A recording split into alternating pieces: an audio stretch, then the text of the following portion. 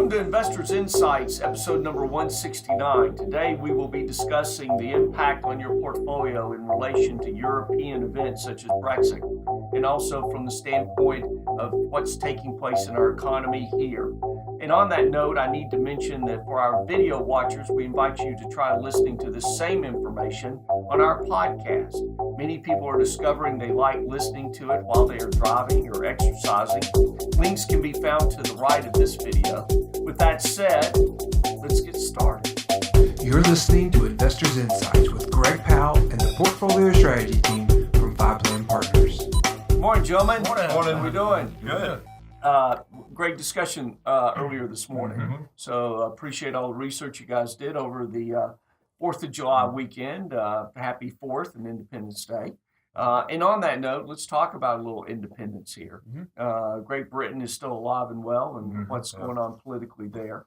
The other thing is, here we are July 4th. We now have finished the first half of the year. Bobby, you were bringing up some things about the first half of the year and got 6 more months to go. You want to talk about that? Yeah, there's a lot to look at in the second half, and a lot of stuff that we're watching very closely. And obviously, the number one thing is the election. The election is almost here.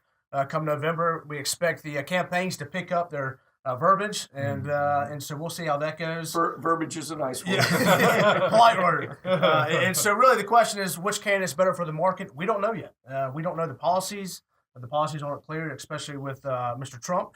And so we'll see. We'll be watching that very closely. Also, the uncertainty with the Brexit will continue. Obviously, that hurts business confidence. But then also, you have Bank of England, other central banks coming in, might enact some QE, and that might drive the market up. So we'll watch that. Also, we still have an accommodative Fed. So we think the Fed is on the sidelines until later this year at least, if not further.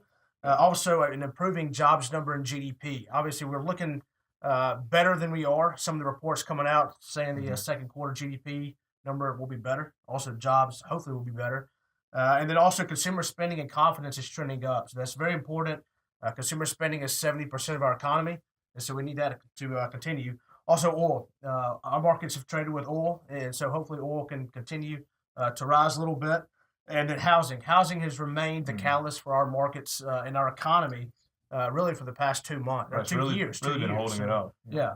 So hopefully that will hold up. And then earnings. We're in a corporate profit recession, and so hopefully with things, expectations are so low that hopefully we can get some surprises, get some good growth in our market. So a lot to look at in the second half. Yeah, I think the big key was what was going to be one of the biggest news stories was the Fed. That's been the biggest news story. It seems to have been put on the back burner thanks to what was perceived as a bad event, the Brexit, has pushed down the likelihood of a Fed rate hike by the end of the year to 12%. The market's really not pricing in. So what was going to be huge news this Friday, the jobs number, is not necessarily as important. Maybe people are underpricing it in. The market may be overexcited. Absolutely. But we're seeing that the central banks around the world, like you said, it's what kind of has led to fascinating events. So the Brexit, the first Friday, markets really sold all Friday, Monday. We had some very bad days.